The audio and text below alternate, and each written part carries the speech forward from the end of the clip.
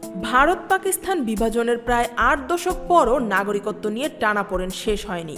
আর এই টানাপোড়েনের মাঝে রাষ্ট্রবিহীন ও নাগরিকত্বহীন অবস্থায় দিন কাটছে দুই বোনের। সম্প্রতি পাকিস্তানের কেরালার দুই বোন রাষ্ট্রবিহীন হয়ে পড়েছেন আইনি জটিলতায়। তাদের মা ও ভাই ভারতের নাগরিকত্ব পেলেও দুই বোন এখনও নাগরিকত্বহীন অবস্থায় দিন কাটাচ্ছেন।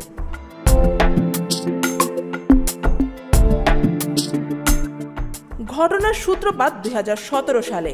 পাকিস্তানের নাগরিকত্ব ত্যাগ করতে দিল্লির পাকিস্তান দূতাবাসে পাসপোর্ট জমা দিয়েছিলেন দুই বোন, কিন্তু তখন তাদের বয়স ২১ বছরের নিচে থাকায় পাকিস্তানের আইন অনুযায়ী নাগরিকত্ব ত্যাগের আবেদন গ্রহণযোগ্য হয়নি। ফলে তারা সনদ পাননি। পরে প্রাপ্তবয়স্ক হলেও দূতাবাস আর সনদ দেয়নি, আবার জমা দেওয়া পাসপোর্টও ফেরত দেয়নি। ভারতীয় নাগরিকত্ব পাওয়ার জন্য যে আনুষ্ঠানিক নাগরিকত্ব ত্যাগের সনদ দরকার, সেটি না থাকায় ভারতীয় কর্তৃপক্ষ তাদের আবেদন গ্রহণ করেনি।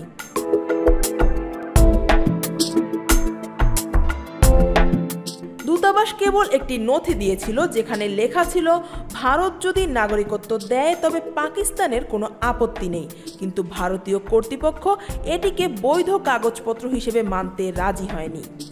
এই পরিস্থিতিতে দুই বোন আদালতের দ্বারস্থ হন। কেরালা হাইকোর্টের এক সদস্যের বেঞ্চ তাদের পক্ষে রায় দিলেও পরে দুই সদস্যের বেঞ্চ জানিয়ে দেয় ভারতের নাগরিকত্ব প্রদানের একমাত্র সিদ্ধান্ত গ্রহণের ক্ষমতা রাষ্ট্রের হাতে। আনুষ্ঠানিকভাবে নাগরিকত্ব ত্যাগের নথি ছাড়া প্রক্রিয়াটি আইনি স্বচ্ছতা পাবে না। এখন তাদের সামনে খোলা রয়েছে শুধু উচ্চ আদালতে যাওয়ার সুযোগ।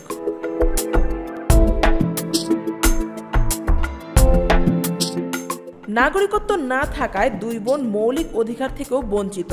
পাসপোর্ট না থাকায় বিদেশ ভ্রমণ বা চিকিৎসা অসম্ভব হয়ে পড়েছে।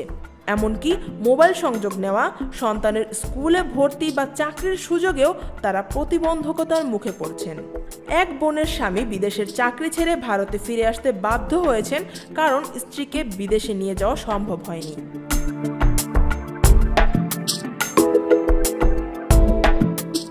ভারতীয় সংসদে উপস্থাপিত তথ্য অনুযায়ী ডিসেম্বর ২০২১ পর্যন্ত ৭,০০০-এরও বেশি পাকিস্তানি নাগরিকত্বের আবেদন অমীমাংসিত অবস্থায় ঝুলেছিল।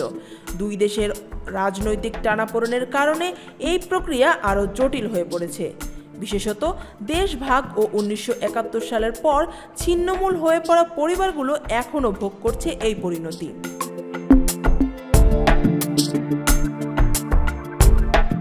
কেরালার দুই বোনের ঘটনা কেবল ব্যক্তিগত দুর্ভাগ্য নয়, বরং এটি রাষ্ট্রীয় আইন ও বাস্তবতার সংঘর্ষের এক প্রকট উদাহরণ।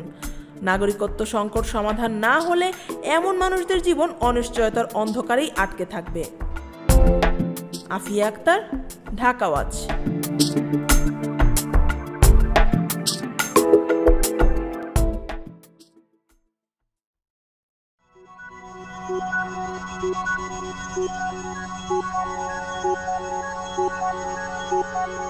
Thank you.